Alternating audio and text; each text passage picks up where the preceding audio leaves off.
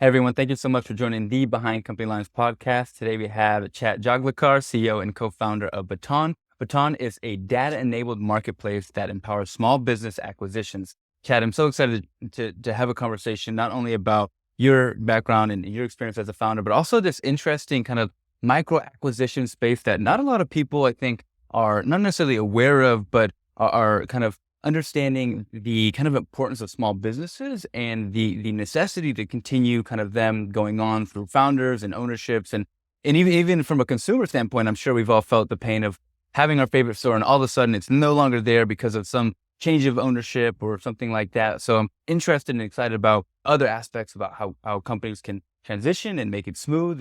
But before we get into all that good stuff, what were you doing before you started Baton? Yeah, I mean, probably the most relevant thing before was at Zillow for about 6 years and just built a marketplace there called New Construction, which was really converting a marketplace from an ads business to a marketplace where we had new home builders get charged based on their communities that they were putting on the site, and really how to scale it from, we took about $23 million, I think, ads business and took it to zero.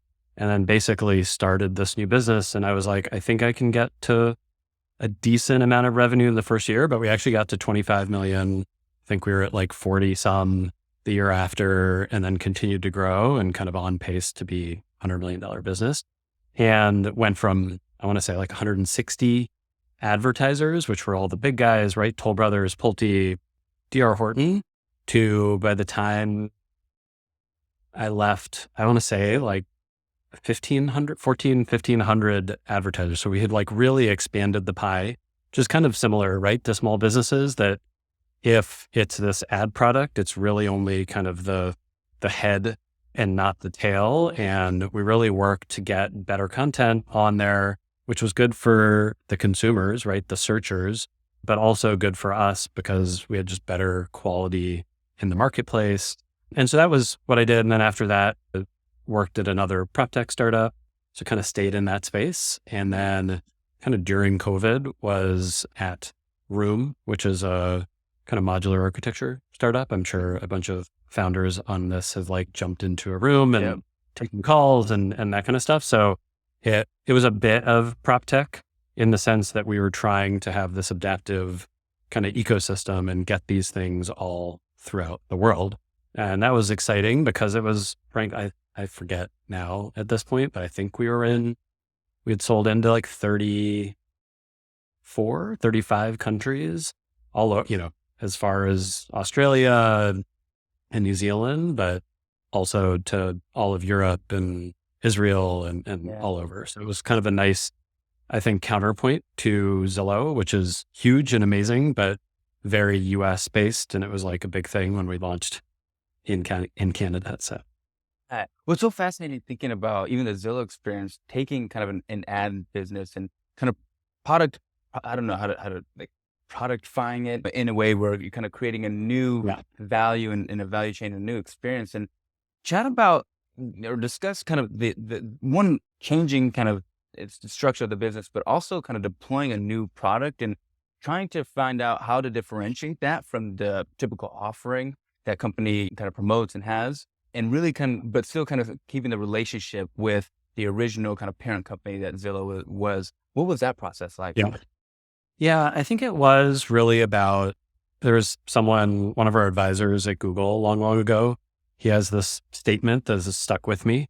He's like, you always have to find the pain. And this is in sales, right? Like find the pain and then solve the pain. And that's what you're going to get paid for. That's going to close the deals. And I think for on the new construction side, right? It was really, what did we see that consumers were trying to do, and how I would say how the macro kind of environment was changing. And what we saw at Zillow was everything was moving to mobile, right? So I think it was close to 70% of traffic was on mobile. And when you think of these display ads, it was really like a Pulte ad, let's say, going and clicking through to a Pulte.com webpage that wasn't mobile enabled. Like we would kind of do some of these tests and we're like, this is not good for Pulte because they're not putting their best foot forward. but it's also not good for our consumers because they click in and they're like, I can't even read what I'm supposed to do here. Yeah. And we really felt that, especially with mobile apps, we needed to almost like create native content, right? And have the content live in the platform because that's what the consumer really wanted to do. And so that was what happened at Zillow over a decade, right? Everything was about how do we make it and connect the two sides of the ultimate real estate marketplace in a better and better way. And then from the pain on the new construction side, they were trying to get leads. And so we said, look, we're going to get you a better lead because you're going to have exclusive rights to all the leads that anyone's like, oh, I'm interested in this community. Yeah. You get 100% of that. You're not sharing it with anyone else, and you can convert that and the ROI will be great. And admittedly, we had to convince some of the bigger guys. Some of the smaller builders, I think, were like, oh, this sounds good. And they had their proxy for what they were doing was like bus shelters, billboards, because they were very much like, we're advertising in Katy, Texas, and you would drive around and you're like, oh, here's this new community, you can drive in. But Zillow was this interesting thing where we were bringing people that were relocating. That was kind of where people did their first initial search. And so it was really about how we can connect those two sides. How can we create something that exists on mobile that drives a bunch of leads? And we ultimately came up with this pricing model, which was based on all the zip codes in the US and how much like traffic we had on Zillow was one axis. It's almost like ABC. And then 1, 2, 3 was the average price of the home in the community, right? Some of them are like 150K communities. Some are the $1 million homes in the community. And it basically went from 1 to 9. And 1 was like, I think $120, $150 a month to advertise your community, all the way to like $1,200 to advertise in number 9, where we're going to drive a ton of leads. And we kind of broke it out so that it was ROI based, right? Where we're like, okay, if X% of these people click on the listing and turn into a lead, X% or people are going to connect with D.R. Horton's community, then Z number of those people will actually convert. And we had some historical averages and we're like, look, this should be a 10-to-1 ROI on profit. And it was a little bit of a leap of faith. Like I admitted, I tell this story a lot.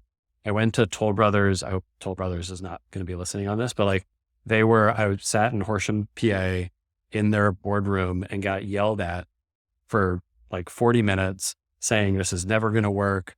You guys are idiots. We're not going to buy that, like all this stuff. Cause we said, hey, we're shutting this one thing down. We're going, and I was nice. I was like, I appreciate your concern, but please give me 6 months, right? Just 3 to 6 months, see how it works. If it doesn't work, maybe I come back here head in hand, like telling you, oops, sorry. Right. And I kind of gave them that little out of like, this could all not work, but you have to, I'll come back and you can yell at me more.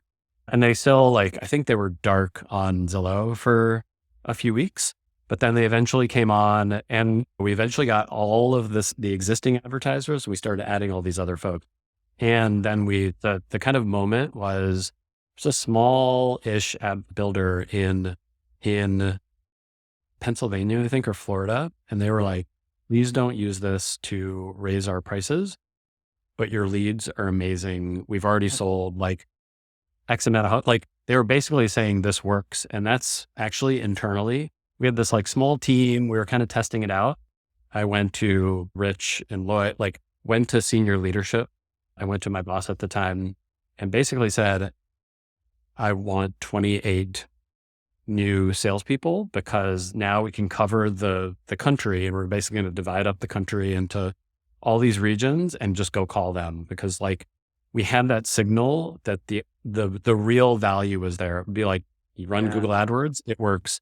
You run Facebook, you run things, and if they work, that's when you kind of pour gas on the fire. And so that was like the moment. Yeah. I mean, you significantly decreased their cost per acquisition and also brought them closer to their client while also delivering consistent results. And that is, I feel like, the marquee of what you want to do as a product, Yeah. shifting that focus. And it's so fascinating thinking about the resistance you had kind of closing down one side of the business and kind of factoring honestly the best qualities of it. And in a particular use case that did you guys uncover was just extremely valuable? Were these just like the higher kind of marketers or ad spenders on the platform at the time? You were like, how can we deliver the best value to them while also kind of controlling the monetizing function? Also, the dynamic pricing per zip code is brilliant. Obviously, it's completely fair and Yeah. and it works within the real estate ecosystem. So I can see you didn't have to like Right. reinvent the wheel there.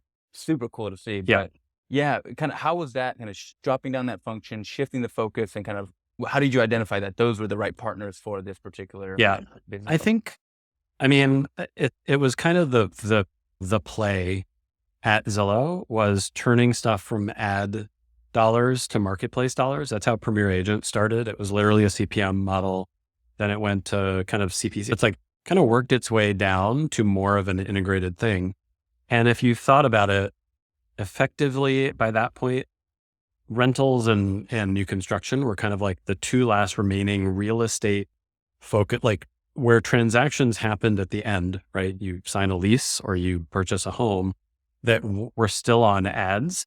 And both of those marketplaces basically went through this transition. So it wasn't like rocket science, but we did have to figure out how to do it. And I think a couple things. Zillow was great at a long-term orientation. And with the owner, like the way the ownership worked and the way that the senior leadership thought about stuff, they were what I call like long-term greedy, where they really focused on what's good for Beth, the buyers. We had a lot of personas. And there are a lot of other companies, if I went to them and I was like, hey, I want to kill $23 million of revenue, which I think at that point was probably like 95% gross margin, like crazy amount of margin. Most people would be like, shut up, get out of here, like keep trying to grow that. And I basically said, look, if we do this right, it's better for the consumer, it's better for Beth. It's actually better for the builders, like you said, like they're getting better results and better quality results. And it's better for us because realistically, we're probably capped at $25, $30 million on this business. And I was like, this is easily $100 million business, if not more, if we can expose this long tail. So that was a lot of the play. And I think ultimately it came down to everything being there where like the company was willing to make the bet and take the like, let's do this for a year. It works. It doesn't work. And I think the timing was right. And then I had a phrase or a hashtag, which was burn the boats, which was kind of like the Cortez thing, because I don't think it would have worked if we did not literally kill the display ads business. If we still had the display business and we launched what was called promoted communities, it wouldn't have worked, right? Toll Brothers would have just been like, we're not going to do that thing. We're just going to still do our ads and take people off your site and have this bad experience. We basically said, we kind of flipped it. What used to happen was you bought ads, then you got kind of listings for free. We basically said, hey, you have to pay for the listing. If you pay for the listing, you can promote your community on our site. Then you can get added promotion and buy a native ad placement that clicks in to the Zillow site or Trulia site. Then, and only if you do that, we will sell you a click out ad. But like you kind of have the ladder up to that. So Toll Brothers, if they wanted to do that, had to buy the other thing. They were like in the way, but it also enabled them to actually see how that was doing in that intervening. We also were able to just like then drive traffic at that point, right? You've solved this business case, you solved this value exchange, and now it's just like all the work is driving the traffic of what you've been good at already, which is getting people, getting eyeballs, getting consumers on. So yeah, I mean, it's super brilliant because you're essentially doing what you do best as your main core value or business function, but then the value is different. And it's so funny because I've been reading the $100 million offer book, which is extremely popular now. And it's a lot of figuring out what assets you have, identifying where the value is for your stakeholders, and then creating a structure to incentivize all parties. And it sounds like, oh, like that sounds really easy. It's not. It's probably the hardest thing to do. as a founder to really deliver to to your customer. Yeah. And I think people always say, right, as a founder or as a startup, you have to be willing to be misunderstood for a reasonably long time. Because like you see the vision of like at Baton, right? Like we see the vision of where we think the business and the market will go. Our hope is that it's extremely self-evident to everyone 10 years from now. They're like, oh, what do you mean? That was so easy. Of course you should. It's like Airbnb or Uber. People are like, oh, that's easy. And you're like, yeah, if you were sitting 15 years ago, you're going to stay on some random person's airbed in some random, like that's not a self-evident thing, but like it became self-evident. And I think at Zillow, it was at a lesser stage because we didn't have to create the eyeballs on the consumer side.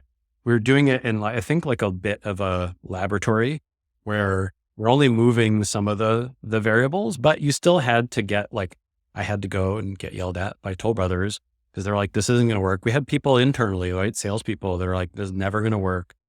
I don't know why we're doing this. I'm not going to make, my money because these guys want to buy ads from us. They don't want to buy all this stuff. But like, again, you have to like see the world as it's going to be in 18 months or 24 months, work backwards from there and say, if we can get to that place, we'll all kind of to your point, right? Like, will everyone that's a player in this ecosystem actually think that's a good idea? And they may need the hump. It's like, you want to be fit and you want to like run faster. You may not like the like waking up at 5 a.m. to start the run, or the activation energy on some of these things is hard, but you have to get past that. And I think that a lot of like innovation is people that are willing to like push at something to get all the disparate sides past that activation energy. So yeah. And then delivering like immediate results always like reinforces that loop, right? Right.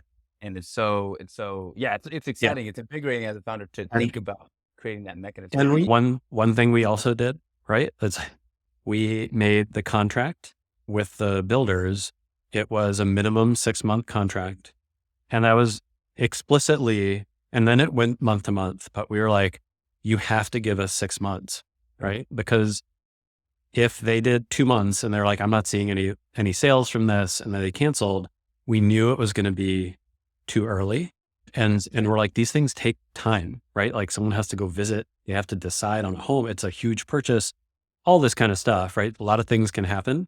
And so we were like, we think we'll show value in 3 or 4 months. So let's make it a 6-month contract. So it's like those little pieces, right? Like if we had done this whole business and just made it a month-to-month contract, or maybe made it a year, those might have been suboptimal, right? Like people would have been like, I'm not going to do it because that's a long time for me to like be locked in I don't know if I'm going to still have homes available in this community and all this kind of stuff, right? So you kind of put something out. I think you have to be really good at listening to what the feedback is coming back. And it's always the whole Henry Ford thing, right? Like just because they say something doesn't mean you do exactly that, but you like understand the like objection and like, what's the objection, right? They were like, well, I don't know if we'll even have lots available in that community. And then we'd be like, okay, it doesn't mean you have to keep this community live. You have to keep a community live.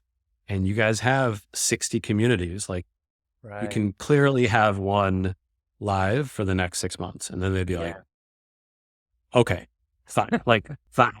I guess I can. Right. And then you can move past that. But like you constantly tweak stuff. And like, we're doing this at Baton, right? Like we put something out, we hear feedback, and then you're kind of tweaking a little bit of the model and how the pricing works, because it's like, it's too expensive.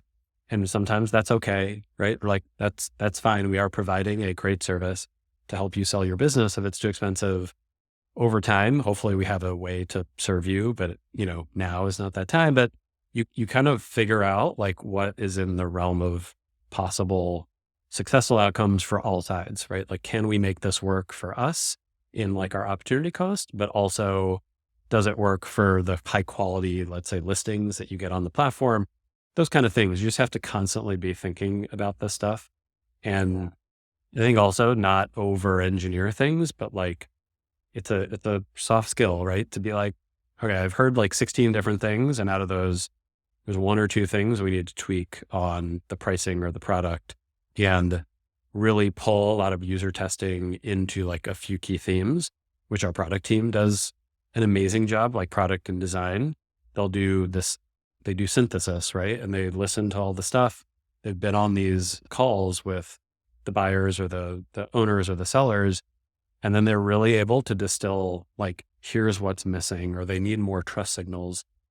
No one as a owner was saying, I need more trust signals. They're like, ooh, these logos look cool. Or that's like, you're trying to understand what actually moves more people through the funnel.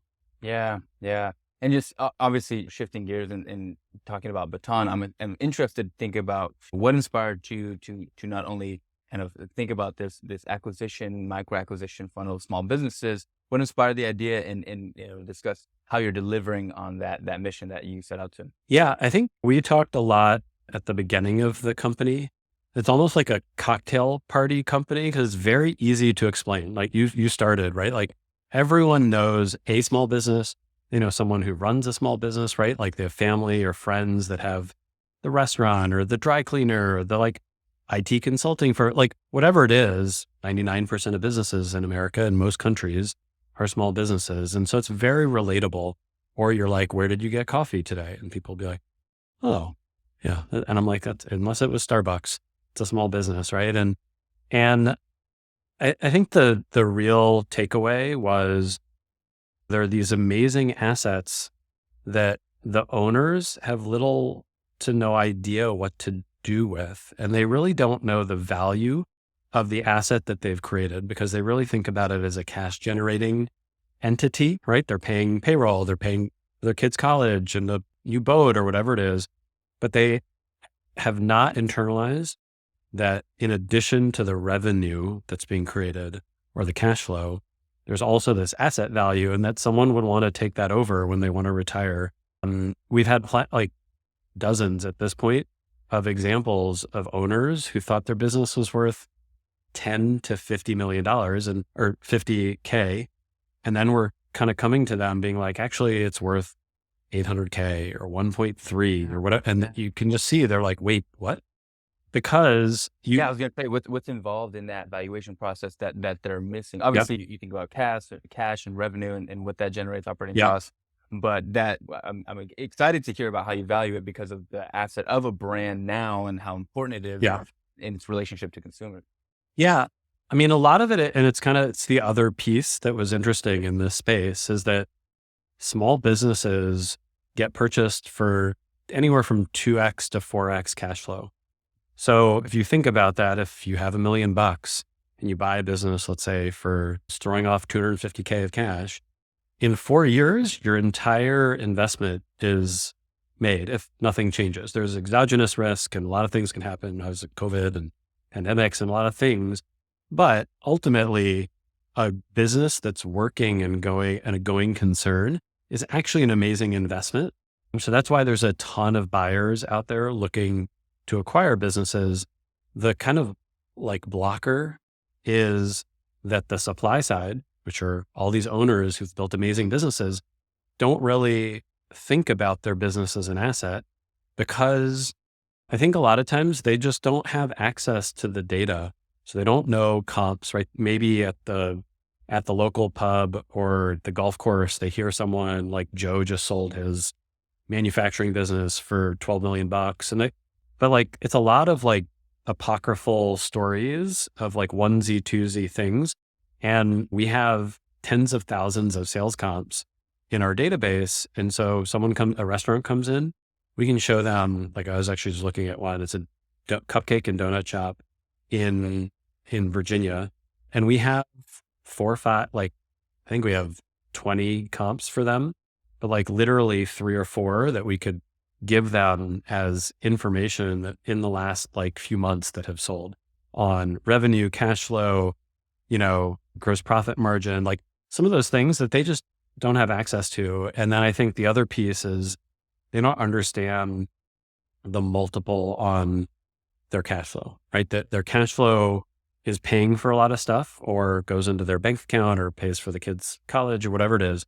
but that's actually the thing that the buyer wants, right? And it's same as a startup or same as any other company. It's effectively, right, a SaaS company is 10x revenue. It's like everyone, like in startup land, we all know those things. A dry cleaner doesn't know that because frankly, there's not a place they can go to. I mean, startups exist on, you talk and there's all the like ecosystem. It just doesn't exist.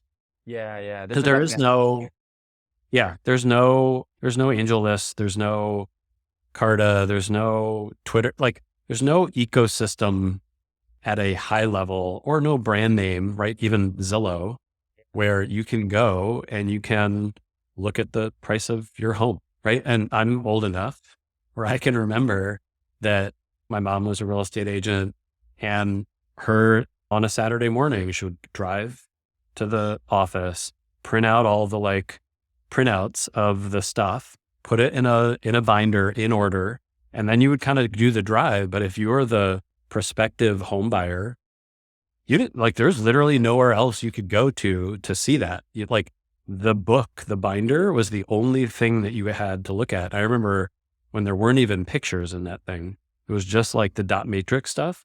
And now people are like, well, everyone knows, like we would hear from some investors, they'd be like, well, everyone knows what the price of their home is. And I'm like, well, everyone does now. Wow. But they didn't 20 years ago, 30 years ago, because if you hadn't sold your home in 30 years, how would you know? Right. And again, very similar, like Sally across the way, they just sold their house but like you didn't really have a way to do the comps. And so that's a lot of like a little bit of the pattern matching with the Zillow, like we want to build, right? The little suitcase thing is we're building the Zillow for SMBs and it's what is your business worth if it's there and it's high quality and there's this trusted kind of ecosystem where we've vetted the listing. So it's not someone saying they're doing $1 million in top line revenue, but we've looked at their P&L. And so long-winded way to get to your question, we connect to their QuickBooks or they upload financials.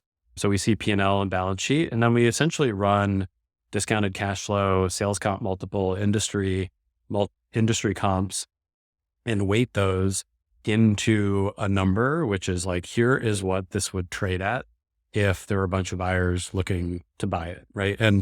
And we're pulling that together and also giving, I think, the owner great perspective on where they stack up to other folks, right? And again, I think this donut shop that I was looking at had extremely low margins, like 8% gross profit margins versus the competitive set, which was like 30 or 40% gross margins.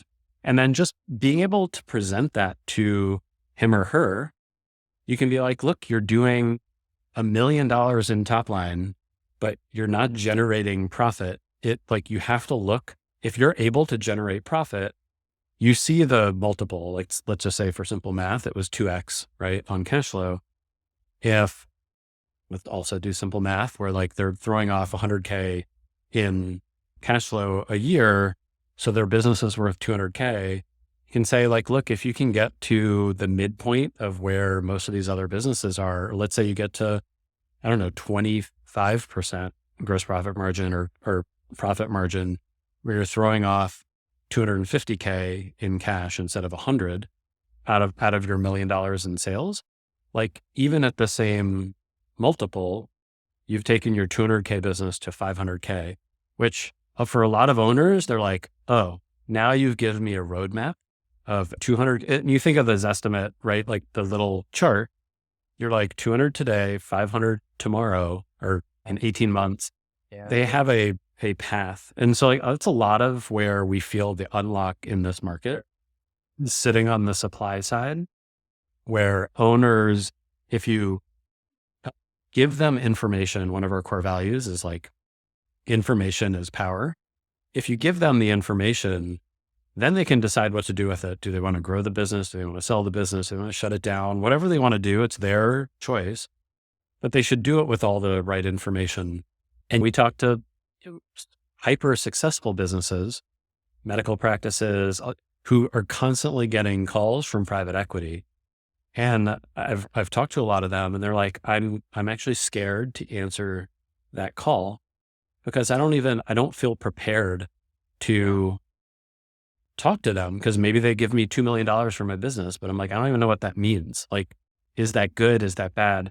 And so like it's like, again, a big core value is the valuation is free. And this is kind of similar to like Credit Karma, right? Like Right. if you take away that barrier and that hurdle, and most of these valuations cost thousands of dollars, if you make it free, you kind of bring them further down the funnel. They get to a place where they're like, oh, okay. Yeah. Again, for the cupcake place, I'm worth 200K. I've put 200K into the business, so that doesn't make sense. But if I could work on this for 18 months and get it to 500 or 600K, then I'm netting out, I'm pulling out money, my IRR. Like we actually kind of walk them through this and start the like juices in their head. And if the hard side of this in marketplaces, right, there's always one side, which is harder.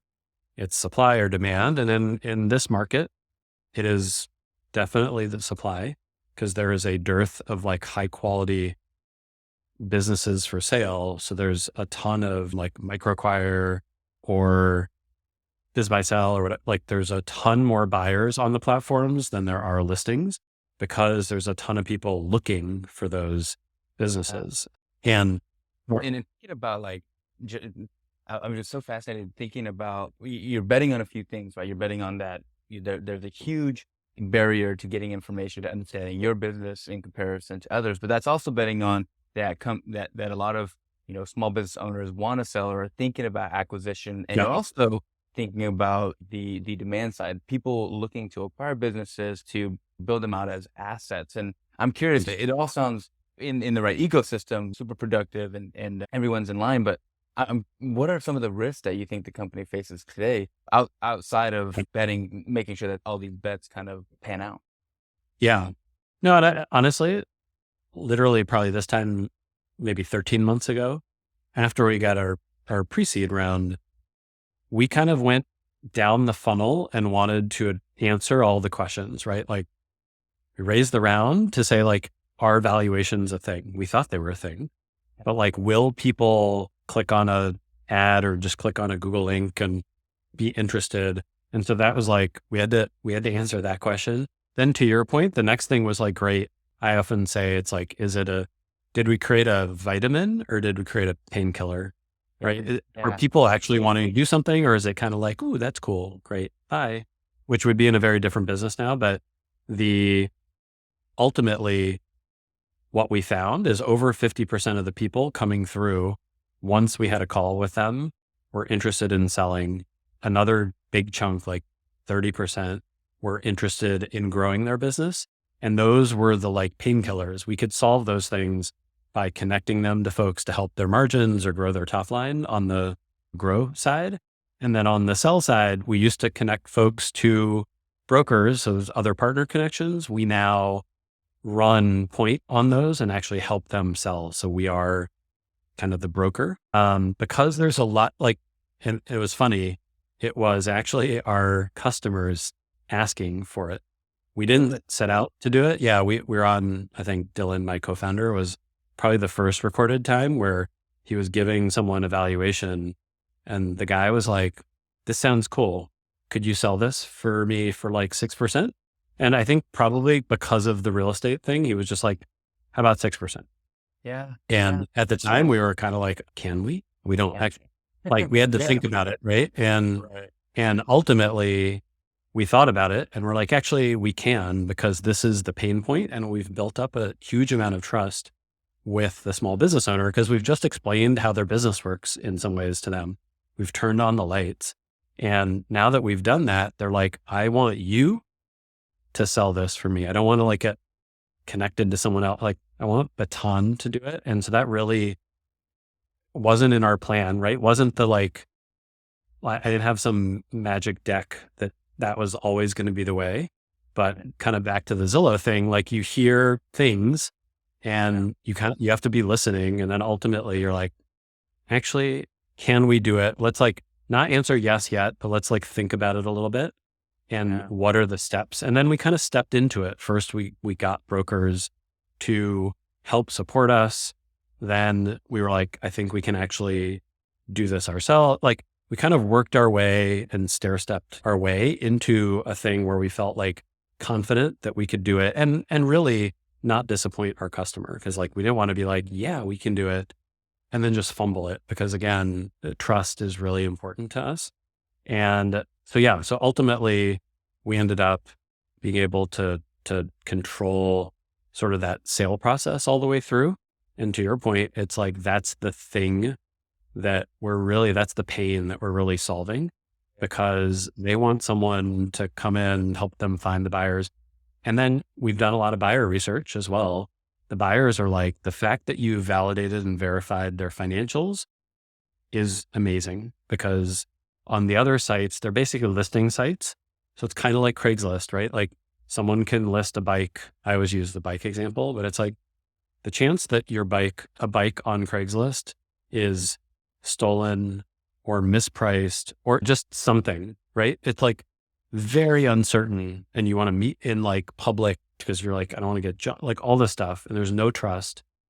And that's kind of how the listing sites are. Like a lot of buyers will say 8 out of the 10 leads that they get aren't that great, because they say someone's saying that they're throwing off $200K in cash, or they have to go through an LOI process, and then they get the financials and they're like, this is not what was told.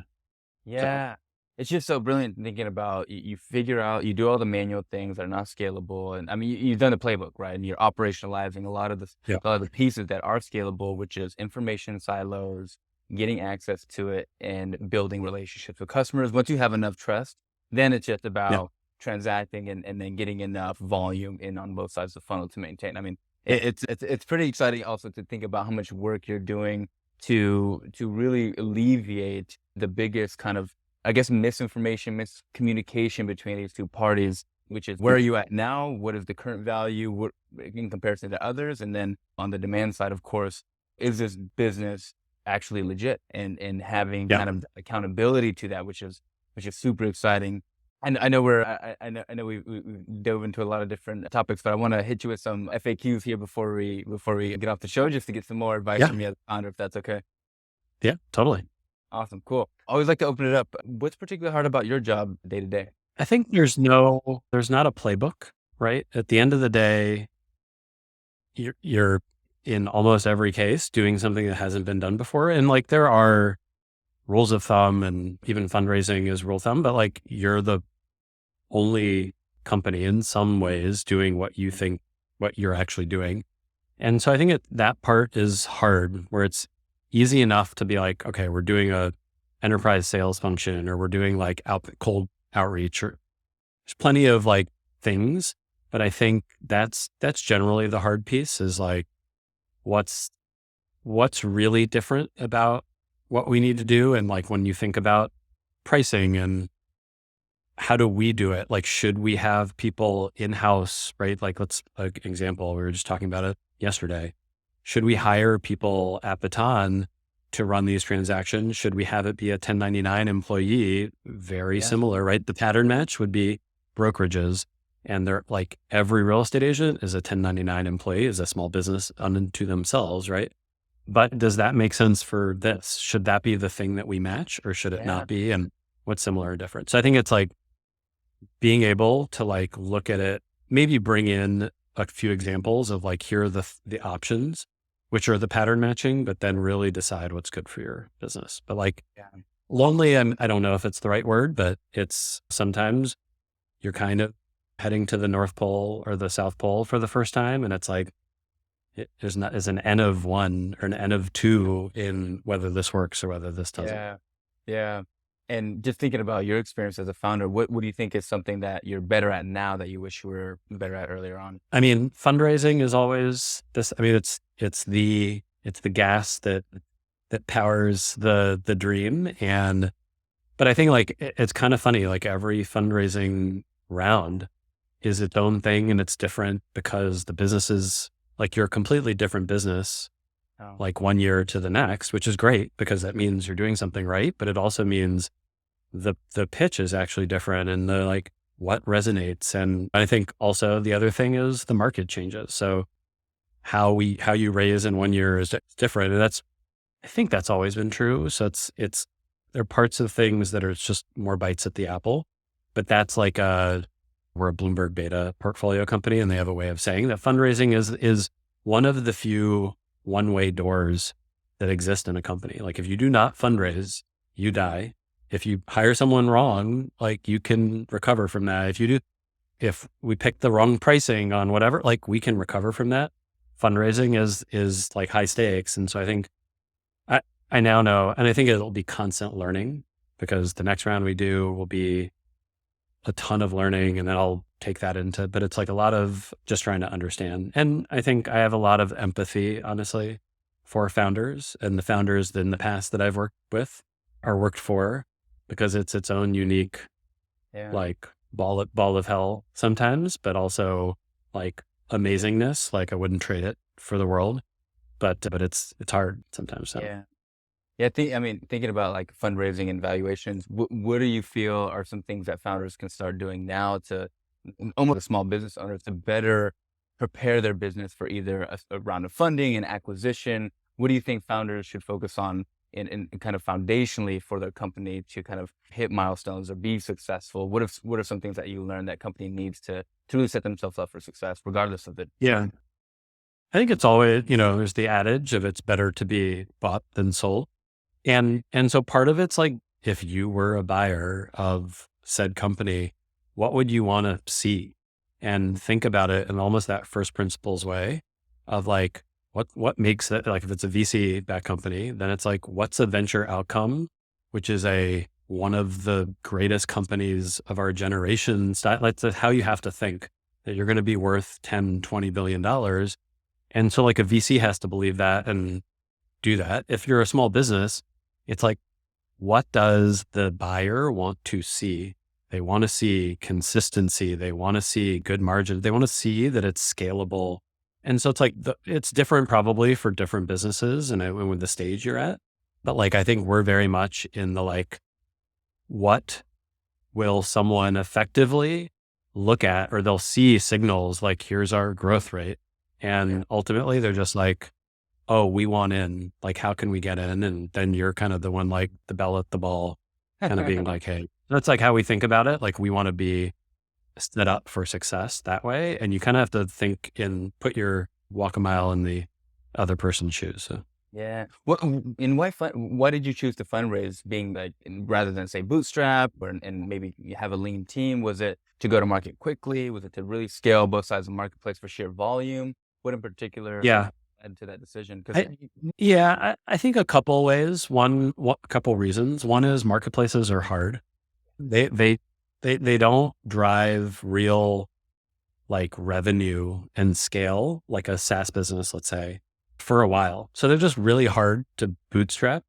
And I was talking to a fellow founder yesterday about it, and it's like, if you actually put a monetization product on a marketplace too early, it kind of kills the marketplace because it creates this barrier on the two, like it's a cold start problem. So the last thing you want to do is make all these monetization things like this is a $30 a month subscription or this is like, that doesn't really make sense. So I think that was one piece, which is like, we need the space to really design something, and it flows into the next piece, which is like, if this works well, given you kind of do those high level TAM exercises, like no exaggeration, this, if we do it well, should be deca $billion kind of outcome. You look at Zillow, it's a $11 billion company. And you look at a lot of other marketplaces out there, and they're even another order of magnitude. The market is about the same size, like all these kind of things. And you're like, in order to get there, that's a venture scale business. So we should take the money and actually get the insights and the help and the support from the venture space, because I think that's the other piece. Like if we didn't need that and we could fund ourselves, we'd probably do that. But like, admittedly, we are on a path to profitability reasonably quickly. And that also gives us optionality. Again, it allows us to be bought, not sold, right? Like we're not going out hat in hand saying like, oops, we need money.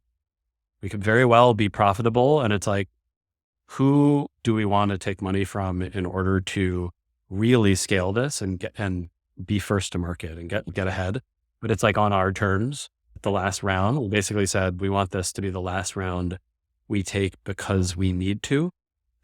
From now on, we raise because we want to, right? Which is a small differentiation, but important. Yeah, it was amazing. And the reason I asked that question is because, a lot of founders will learn from experiences of just like, oh, we've raised money. And then I'm like, how do I spend my dollars? But I mean, you took the inverse approach, right? Which I believe is right. And which is identify where the capital will be deployed. And in that timeline and within this experiment, what will it gain me? And does that outweigh the risk of scaling the business too quickly? Or does it reach some kind of milestone more quickly, whether it's on a marketplace side? So it's awesome to see that you strategically kind of thought through that place, thought about how you're going to attack your TAM, and then executed on a strategy. And also, and partnering with a company like Bloomberg in the real estate or acquisition space is brilliant because it's completely in line. Which another thing that a lot of founders talk about is choosing the right investors that are involved in similar types of business or companies. Yeah, it's amazing to see, Chat, where you've built the company so far and where does it come now and where's it going to go. And last question to ask you today is, whether it's early in your career or now, what books or people have impacted or influenced you the most? Anything us founders should go and take a look or take a listen to? Yeah. I mean, I've always loved Andy Grove, like high output management. I think I'm a sucker for business books in general. And so like my wife probably hates it because it's like all I read. She's like, why don't you just read fiction? And I don't really do that. I can't do it. I like TV is my fiction, right? And like learning is books.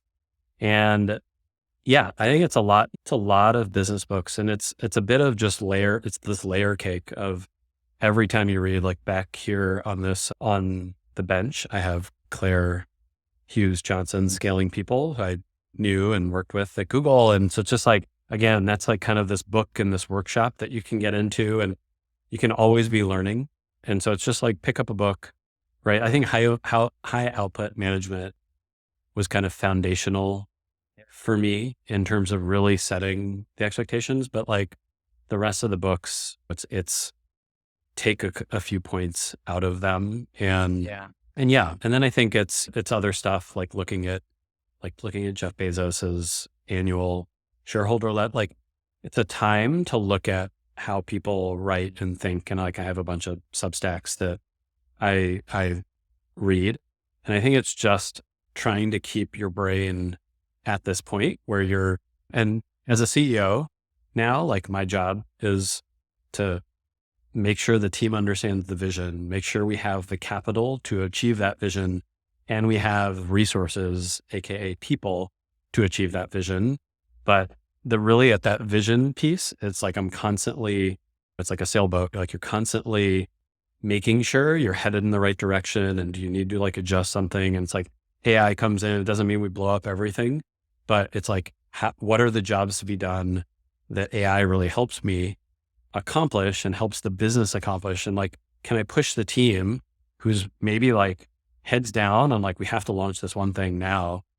I have to be that person being like, absolutely, but like, let's think about this, or let's do a little, whatever it is. Right.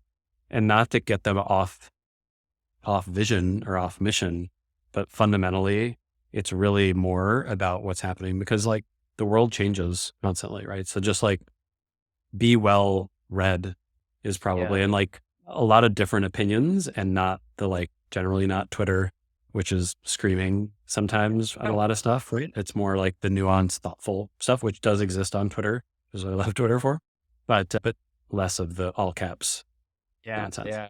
Well, I love like you mentioning just kind of creating an ecosystem for learning, because someone told me a long time ago you can oftentimes see something working like a business model in one particular industry and see its relationship or its implementation in yours. And I was like, that's a great thing. And then I read Atomic Habits and I created this constant kind of loop. There's audiobooks, there's podcasts, there's all these different materials. So I love to ask that question because I'm just adding a couple more audiobooks to my list to crank through. So Chad, it's been amazing chatting with you and not only uncovering your background, your experience, but what you're working on Baton and kind of your grand vision for what you think and what your bets are on not only business owners who want to sell their business and create really strong valuations, but also understand what they're worth. But also kind of on the demand side, finding really legitimate assets that you can invest in and grow over time and add to your portfolio as someone who acquires businesses. So last little bit is, give us your plug. Where can we be a fan of you? Where can we find you? Give us your LinkedIn, your Twitters. Where can we be a fan of you and the company you're running? Yeah. I think mostly it's like at Joglekar. So Twitter, LinkedIn profile, I think is like /Joglekar. And yeah, just come on batonmarket.com and check us out. Sign up as a buyer if you're interested. Obviously, if you have a small business, please come on and get valued. It's no cost and it's free. And we want to have every single small business in America on the platform in short order. And that's how you can help.